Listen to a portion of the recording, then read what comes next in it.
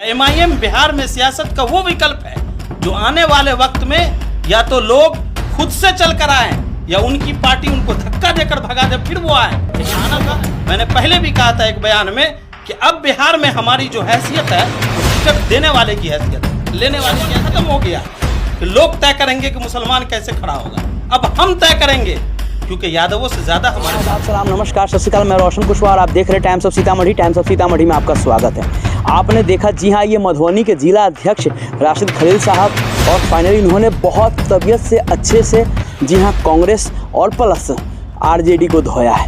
धोना इसलिए और ज़रूरी भी है, जिस तरह से बीते दिनों आपने देखा कि अख्तरुल साहब ने सामने वाला को भैया प्रस्ताव भेजा, लेटर भी भेजा कि हमें भी महागठबंधन में शामिल कर लो, क्योंकि भैया हम भी शामिल होना चाहते हैं और हमारी ताकत एक होगी तो बीजेपी को हराने में आसानी होगी। लेकिन जिस तरह से आरजेडी के नेता जो बकवास कर रहे हैं, अनाप शनाप बोल रहे हैं कि अख्तरुल इमाम साहब हारने वाले हैं, अब उनके पास कोई चारा नहीं है, इमाम की बिहार से लोटिया डूब चुकी है, गोल हो गई है, और अनाप शनाप जो उसके नेता बोल रहे हैं आरजेडी के, जी हाँ, इसीलिए फाइनली जिला अध्यक्ष जो मधुबनी के हैं उनको ये सब बातें कहना पड़ा कि आप जिस तरह से जो आप हल्के में ले रहे हो, अगर अख्तरुल इमाम साहब ने कहा महागठबंधन में शामिल कर लो, इसका मतलब ये नहीं है कि अख्तरुल इमाम साहब हार रहे हैं। इसका मतलब ये नहीं है कि बिहार में ऑल इंडिया मजलिस इत्तेहादुल मुस्लिमीन की लोटियाँ डूब रही है। बिहार में इस बार ऑल इंडिया मजलिस इत्तेहादुल मुस्लिमीन क्या करने वाली है ये आप सभी को पता है, इसीलिए आप लोग डरे हुए हैं।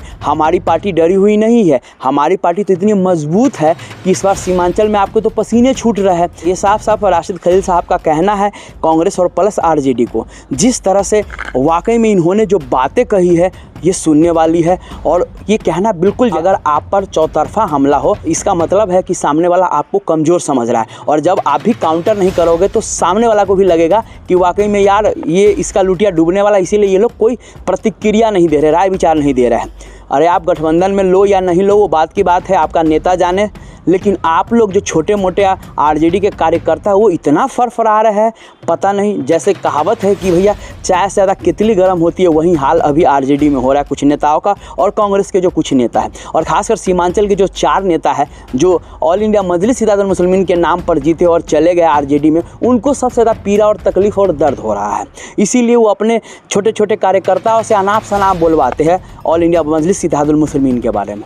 जिस तरह से वाकई में राशिद खलील साहब ने जो बातें कही है वो बिल्कुल सुनने वाला है। आइए सुनिए उनकी ही जुबान। देश में जो सियासी हालात बदल रहे हैं और जिस तरीके से तमाम पार्टियां, जैसे आप देख लीजिए बिहार में कांग्रेस और राजद लगभग मुसलमानों को ठिकाने लगा दिया। मुसलमानों को ना कोई पूछने वाला है, ना हाल खबर लेने वाला है। मुसलमानों का आरजेडी में, कांग्रेस में, और जेडीयू तो देख ही रहे हैं, जेडीयू तो अब दरी बिछाने लायक भी नहीं छोड़ा, और आरजेडी ने तो कम से कम अभी दरी कुर्सी लगाने के लिए मुसलमानों को रखा हुआ है।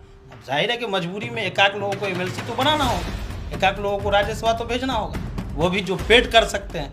अनपेड लोग तो जा भी नहीं सकते आरजेडी में, ये सब लोग जानते हैं। तो देश की परिस्थिति को देख के कि जिस तरीके से मुसलमानों को किनारा लगाया जा रहा है, मुसलमान के वो लीडर जो 20 साल, 25 साल, 30 साल से ज़मीन पर संघर्ष करके खुद को लीडर बनाए हैं, खुद को समाज का चेहरा बनाए हैं, अब उन लोगों को इस बात का एहसास हो रहा है कि एक ही पार्टी है जो दलितों, मुसलमानों, शोषितों, वंचितों को हुकूक दिला सकता है, हिस्सेदारी दिला सकता है, सड़क से सदन तक उसके मसाइल को उठा सकता है। वो पार्टी एमआईएम है। क्या पास एक सांसद है, कांग्रेस के पास 99 सांसद हैं। भारत के किसी भी कोने में, उस गांव में, जिस गांव में भारत के लोग जिस गांव का नाम नहीं जानते हैं, मैं गारंटी के साथ कह सकता हूं, मुझे गर्व है कि हमारे सदर, अगर उस गांव में भी किसी मुसलमान, किसी दलित या किसी वंचित शोषित के ऊपर जुल्म होगा तो जो सबसे पहली आवाज देश में सुनाई देगी वो बैरिस्टर असदुद्दीन की ओवैसी की होगी। और उस आवाज के बाद ही जो डर फैलता है, इसी वजह से बीजेपी की वही जो डर फैलता है ना लेफ्ट विंग में, कि भाई ओवैसी साहब ने तो बोल दिया, अब वोट बैंक बचाना है, तो अब उस होड़ में राहुल गांधी बोलते हैं, उस होड़ में तेजस्वी बोलता है, उस होड़ में दूसरे नेता बोलते हैं। बाकी अगर ओवैसी साहब की आवाज ना आए ना तो ये लोग भी रजाई ओढ़ के सो जाएंगे। ये हालत है। मैं तो साफ तौर से कह रहा हूं कि मुसलमानों के मसाइल को लोग मसला समझ ही नहीं सकते। कहीं पे मुसलमानों को मार दीजिए, काट दीजिए, फेंक दीजिए, कोई मतलब नहीं है लोगों को। ओवैसी सियासत का वो विकल्प है, या एमआईएम बिहार में सियासत का वो विकल्प है जो आने वाले वक्त में या तो लोग खुद से चल कर आए या उनकी पार्टी उनको धक्का देकर भगा दे फिर वो आए, लेकिन आना तो है, क्योंकि यही वो विकल्प है जो आपको सम्मान भी दे सकता है और आपको सदन से सड़क तक आपके साथ खड़ा भी हो सकता है और आपको टिकट भी देगा और आपके साथ खड़ा भी होगा। मैंने पहले भी कहा था एक बयान में कि अब बिहार में हमारी जो हैसियत है वो टिकट देने वाले की हैसियत है, लेने वाले की हैसियत नहीं। अब वो वक्त खत्म हो गया कि लोग तय करेंगे कि मुसलमान कैसे खड़ा होगा, अब हम तय करेंगे, क्योंकि यादवों से ज्यादा हमारे पास वोट है भाई। 14% वाले हमारी किस्मत का फैसला नहीं ना करेंगे, हम फैसला करेंगे कि समीकरण बिहार में कैसे बनेगा और हम जिसके गले में टिकट लटकाएंगे वो विधायक बनेगा। दूसरा कौन होता है? पूछ कहाँ रहे हैं आप? कौन पूछ नहीं रहा है भाई, हम किसी के इंतजार में है ही कहाँ। हम जाना तो इसलिए चाहते हैं ना कि अगर आप कह रहे हैं कि बीजेपी को हराना है तो सब साथ आइए, सब साथ आइए। भाई हम अछूत क्यों हैं? हमको आप अछूत बना के रखेंगे तो हम तो एक पार्टी है ना भाई, कोई ट्रस्ट नहीं ना है जो आप ये उम्मीद रखेंगे कि भाई हम बयान दे रहे हैं वही। नहीं, हम किनारे बैठे रहें और आप मलाई चाटते रहें, ऐसा तो नहीं ना होगा। हम भी एक सियासी पार्टी हैं, जद्दोजहद तो करेंगे, वो तो हमारा मकसद है। हम तो बार बार कह रहे हैं ना कि हम, अब कल तक लोग बिहार में ये कह रहे थे कि ये मुसलमानों की पार्टी है।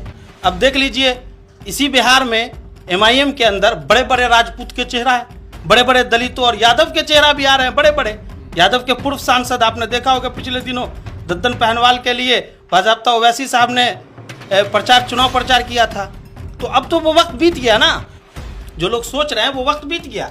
अब MIM विकल्प है बिहार में, ये मान के चलिए। अभी तो सीमांचल से शुरू हुआ है, मिथिलांचल में भी कई लोग लिस्ट में हैं, पूर्वांचल में भी कई लोग लिस्ट में हैं। आप लोग धीरे धीरे धक्का देंगे, धीरे धीरे धक्का देंगे और ऐसा धक्का देंगे कि जिन लोगों ने पिछले 70 सालों से हमारे जज्बात के साथ खेला, हमारी हिस्सेदारी को छीना और हमसे छीन कर अपनी बिरादरी के लोगों का कोटा भरे, एक एक लोगों का हिसाब होगा। तो बिल्कुल सही और तगड़ा जवाब दिया है।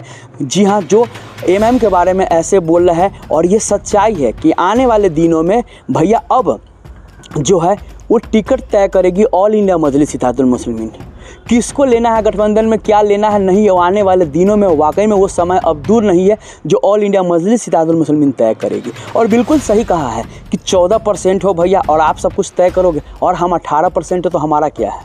इसीलिए पहले वाला मुस्लिम नहीं रहा, अब अभी का जो मुस्लिम है वो जाग चुका है। कुछ % है तो भैया उनको दरी बिछाने दीजिए, देखा आपने साफ साफ कहना था इनका। लेकिन जिस तरह से इन्होंने जो जवाब दिया है काउंटर, इसको लेकर आप लोग क्या राय विचार है, सो प्लीज़ आप लोग कमेंट करके जरूर बताएं। तब तक के लिए बाबा टेक केयर, दिखते रहिए टाइम्स ऑफ सीतामढ़ी।